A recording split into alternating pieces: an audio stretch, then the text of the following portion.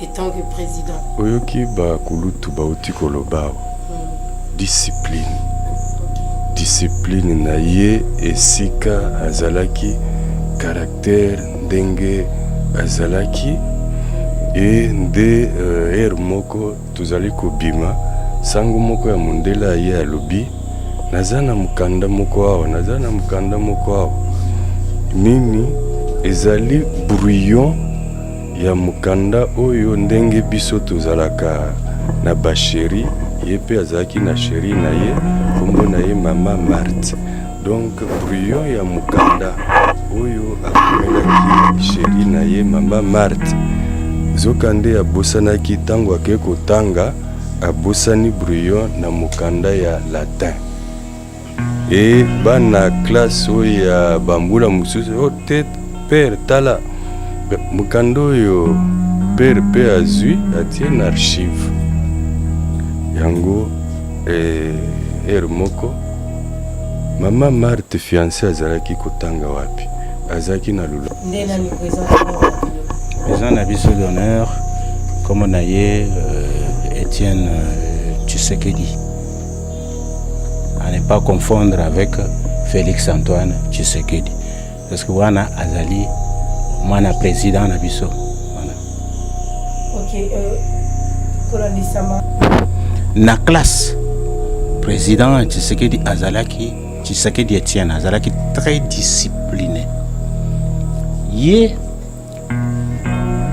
soki molakisi azopesa cours azolanda cours akodéranger te akosala mwa masolo koluka mwa masolo bavardage na baninga te soki batuni mutuna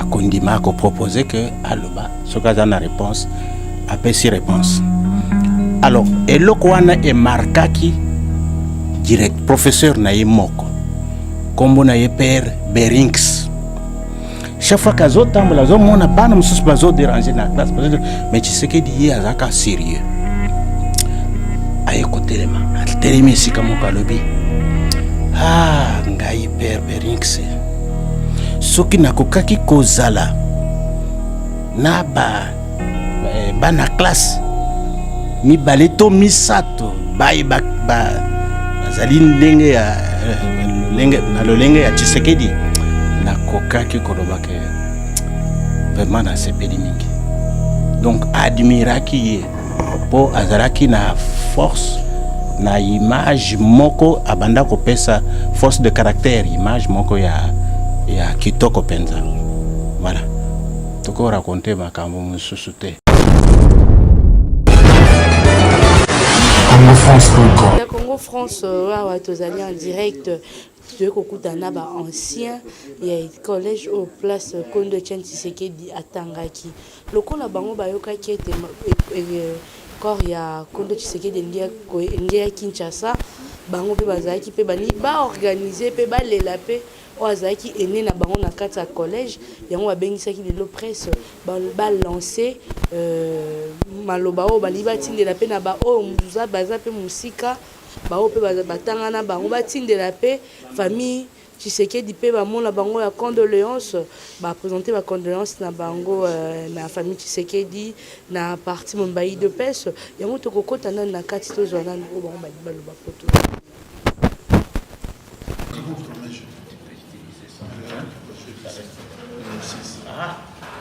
Des réunions à l'intérieur, est-ce qu'on peut avoir la quintessence de la réunion d'aujourd'hui? Cette réunion a rassemblé les anciens du collège Saint-Jean-Bercumans de Kampondé, c'est dans le Kasaï central, et ils sont venus aujourd'hui parler de leur collège.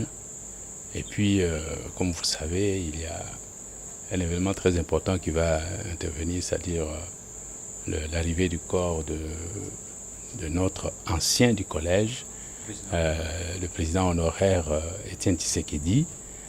Son corps va bientôt être rapatrié, il sera inhumé ici. Nous, en tant qu'anciens du collège, ses petits frères, nous sommes en train de prendre des dispositions pour que nous soyons de la partie que nous participions aux obsèques de notre président d'honneur. En dehors de ça, il y a notre collège, une très grande école connue de ce pays, mais qui est tombée depuis des décennies.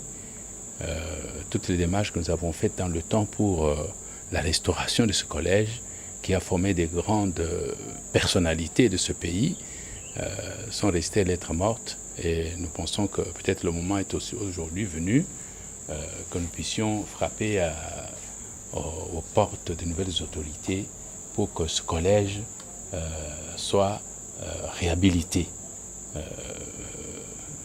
C'est cela qui nous a réunis aujourd'hui. Oui, le rapatriement de la déplomatée du docteur Etienne Tshisekedi père de la démocratie est annoncé pour le mois prochain, le mois de mai prochain. Au niveau organisationnel dans votre structure, qu'en est-il des préparatifs? Nous insérons dans l'organisation générale. Ce n'est pas nous qui faisons, qui agençons cette organisation-là. Mais il y a des personnes qui en sont chargées. Nous ne sommes qu'un maillon. Nous ne sommes qu'intervenants en tant que ces frères anciens du collège. C'est à ce titre que nous intervenons. Mais qu'à cela ne tienne, nous nous organisons. Nous nous organisons, nous, en tant qu'anciens. Mais nous nous insérons dans l'organisation générale. Voilà. Ce n'est pas nous qui organisons. Mais vous savez que hier, je suivais le voyage du président Fathi aux États-Unis d'Amérique. J'étais très heureux, très content d'entendre les Américains compter les actions qu'il a déjà réalisées rien que pendant ces quelques jours.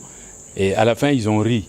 Et moi-même aussi, je me suis dit, mais tiens, autant, en si peu de temps, si vraiment il peut aller sur cette lancée, je crois que le Congo sera transformé en peu de temps. Le Congo sera transformé. Et donc son action, nous le félicitons d'abord et puis nous l'encourageons à aller de l'avant, qu'il n'entende pas les chants des sirènes, qu'il continue de poser des actes. Parce que le peuple congolais, comme il ne cesse de lui répéter, il lui dit papa a dit le peuple d'abord. Et ce qu'il est en train de faire va en droite ligne vers le peuple. Donc nous le félicitons et nous l'encourageons à aller de l'avant. Oui, sa visite officielle n'a même pas rencontré le président Trump. Est-ce que n'est-ce pas là un échec de la diplomatie congolaise? Il n'y a pas d'échec. Il n'y a pas d'échec. C'est vous qui parlez d'échec. L'invitation, elle était comment est-ce qu'elle était structurée? C'est cela qu'il faut voir. Comment était structurée son invitation? Est-ce qu'on avait dit qu'il allait pour rencontrer le président Trump? Et puis, il y a même, j'écoutais une radio étrangère, un blanc répondait, il disait, mais au même moment qu'il était là, il y avait aussi un autre président africain qui n'est pas non plus reçu par le président Trump. Et on n'en parle pas, n'est-ce pas? Mais au moins, il y a eu 21 coups de canon en sa faveur, ce que nous n'avons pas connu ailleurs. Alors, quelle est votre contribution par rapport au chef de l'État, vous étant que l'ancien collège de son papa? Bon, notre contribution, écoutez, nous ne pouvons que l'encourager. Et puis, sachez que là où il arrive, il trouve certains d'entre nous qui occupent certaines fonctions et avec lesquelles déjà il travaille. Donc, nous sommes là. Et puis, nous sommes des têtes bien faites. Excusez-moi de vous le dire. Nous sommes des têtes bien faites. Et s'il pouvait compter sur nous, il ne serait pas déçu. Ça, c'est sûr.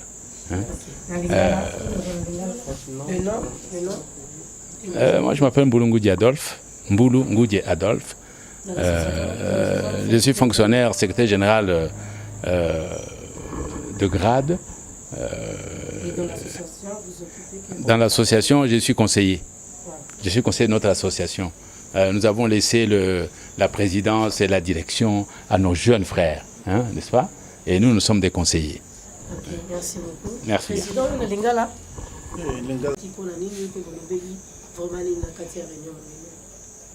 ndenge bomoni biso boye tozali baye batanga na collège ya Kamponde ezali ete le monde enene penza et formé penza bato ebele. Alors tokutani mpona kosala koyokana ndenge nini tokosala mpona kobongisa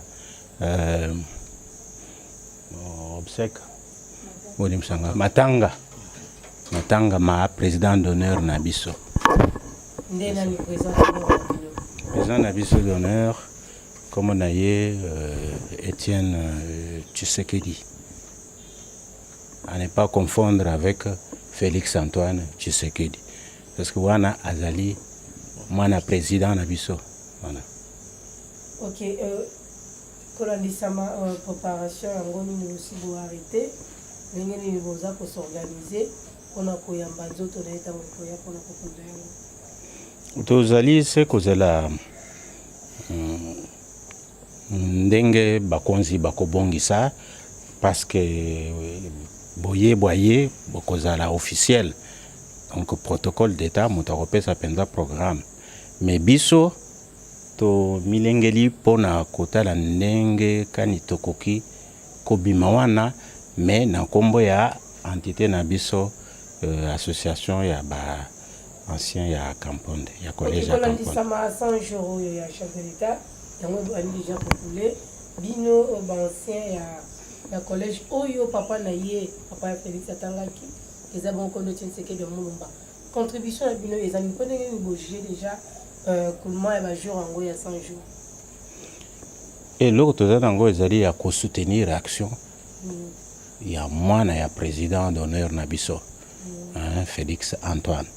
Tozali penza ko pesa ye maboko ko soutenir même ndenge tozali boye ba mususu bazo sala déjà na ye bazo pesa mayele bazo pesa ba idée mais tozali engagé penza pona ko soutenir ye ti suka penza voici sa mandat na ye avec succès donc 100 jours oyo ezali koleka tozali ko soutenir ye na makambo maso azali kosala. Ok, mais to sukisana yo na motuna oyo lelo oyo bosanganaka ndenge toza koyoka ke bosanganaka bosololaka masolango ezalaka nini ya kozela kaka nzoto na eya mpona kokende kuna to mpe bozala baprojet oyo n'est-ce pas et kocontribuer vraiment komimisa mboka na kao pour que bosoutenir bien mokonzi ya mboka Félix Antoine Tshisekedi. Ndeko ya lobaki na lokoto ya li français ye ayebisaki bino tango tokutanaka boye ezali simplement te pona kotala biso toza ba ancien ya Kamponde bon toseka kaka te biso tozali kobwaka miso na biso kuna sima collège na biso eza ndenge nini ekufa penza réhabilitation totale baconstruire yango na 1947 bâtiment wana ici ebebi penza toza na besoin na réhabilitation donc tant que tozokutana boye tozosangisa mayele mpona kosala mwa kotala ndenge nini tokosala mwa évaluation koluka ndenge kani tokosala mpona kobongisa ko réhabiliter collège na biso tozali mpe na baprojet mosusu mais nzingazinga na collège autour ya collège wana tondi yo botondi biso mpe totondi bino botondi. Mettez-vous ensemble avant vous. Permanent avec notre président d'honneur. Retenez par exemple que moi-même et une petite partie des membres, nous l'avons vu le 19 janvier 2017. Et il nous a dit, quand il va rentrer des soins, il va m'appeler pour que je puisse réunir le grand nombre des anciens du collège pour qu'on fasse une fête chez lui. Malheureusement, quand il est parti, on a appris la nouvelle de son décès. Nous nous inclinons devant sa mémoire et nous vous disons que de par la force qu'il nous a léguée, nous allons continuer à travailler pour le bien de ce pays, parce que nous aimons ce pays. Et notre grand frère qui a parlé avant, il vous a dit que nous sommes des gens intelligents, nous le sommes réellement. Vous avez vu vous-même notre président d'honneur, comment il est parti du collège de Kampondé. Il est venu étudier en droit. Il étudiait avec les Blancs au campus de Kinshasa et il faisait le maximum de points. Il était toujours parmi les premiers de sa promotion. Tout le monde qui est autour de moi ici est de la même trempe que Etienne Tshisekedi. Nous sommes des gens bien formés et prêts à servir ce pays ici. Voilà. Merci. Ok, merci beaucoup. So toye kotanga sima. Nazopesa bino histoire moko babanda kobetela biso. Na classe, président Tshisekedi azalaki, Tshisekedi Etienne azalaki très discipliné. Ye soki molakisi azopesa cours, azolanda cours, akodéranger te, akosala mwa masolo koluka mwa masolo bavardage na baninga te. Soki batuni mutuna akondima akopropose que aloba soki aza na réponse apesi réponse. Alors eloko wana emarkaki direct professeur na ye moko kombo na ye père Berinks.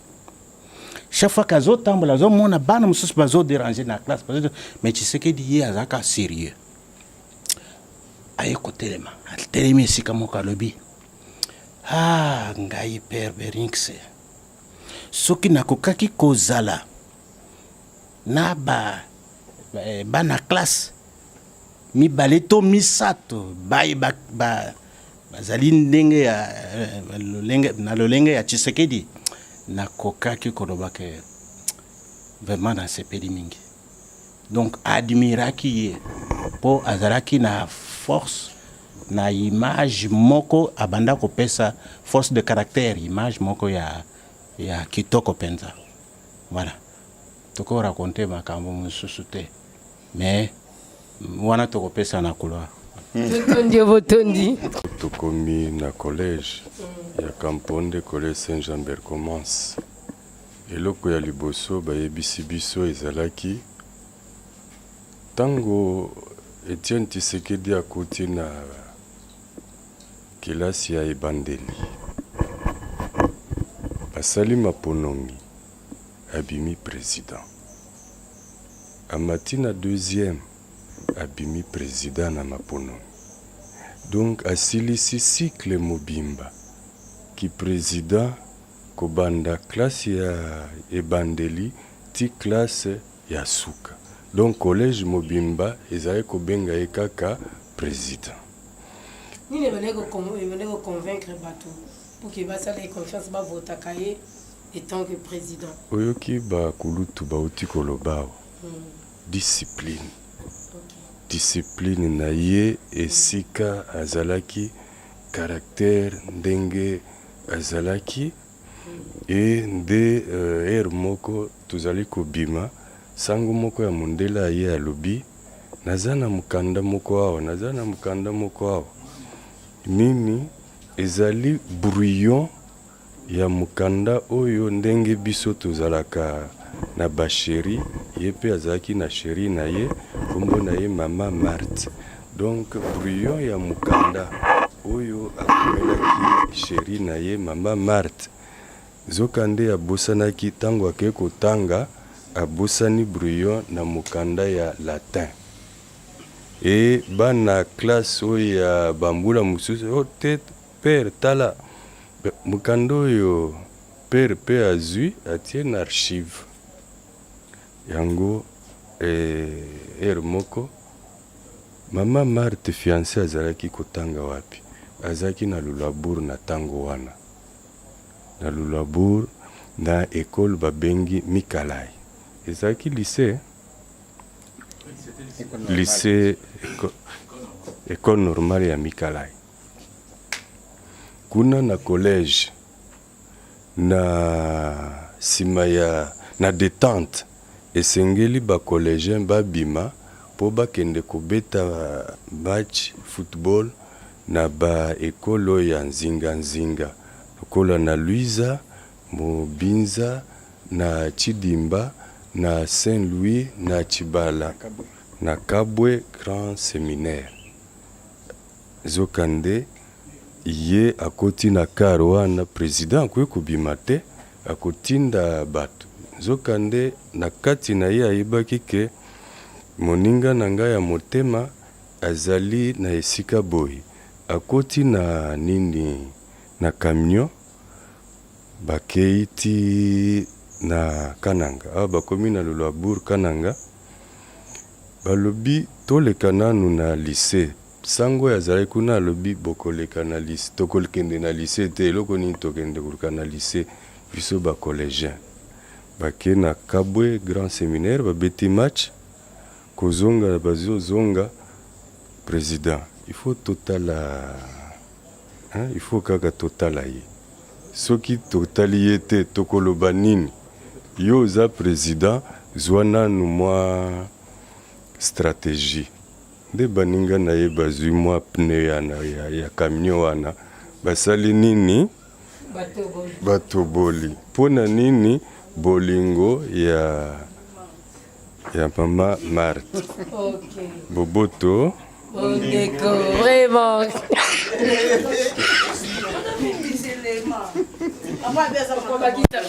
Merci. Toi été dit. C'est bon. Mathieu, alors Oui. tikolanda ezalaki bato oyo baninga baleki oyo batangi na kondo Etienne Tshisekedi balobi vis-à-vis ya mwana bango Félix Tshisekedi Tshilombo babwakeli ye baeloge akende liboso bazosouhaite toujours ba bonne chance na gouvernement oyo mwana mboka Félix Tshisekedi Tshilombo akosala pendant 5 ans balobi ete mokolo mpe kor ya kondo Tshisekedi ekozala bakosala nini bakoya mpe bango mpe fo bazala wana mpo batangi na collège moko bakoli bapesi batémoignage na ye donc ezalaka elengi moko esalaka mpe esengo soki baye oyo ayo bazolinga yo oza mpe na baoyo bakanisaka yo yango ezalaki soki totangi kaka place moko tokabwana non omoni ke bapapa batangi mais si lelo baza kaka na bolingo ya collège yango balingi ke balobi batonga yango kala ebebi mais bazolinga basala ni bareflexione yango ekoma mpe lokola balobaka na bahistoire ekota na histoire que non place kondo Etienne Tshisekedi atangaka awa alekanaki boye ti aya akoma lelo akoma docteur en droit. En tout cas, merci beaucoup à mon patron Didi Pumba, merci à ma famille Congo France, merci Lisette Tatim Nardo de monter ma France au Giplo Winner à Londres, couple Kanyaka, Ngana Bino Tokutani Balasima, ciao. Congo France.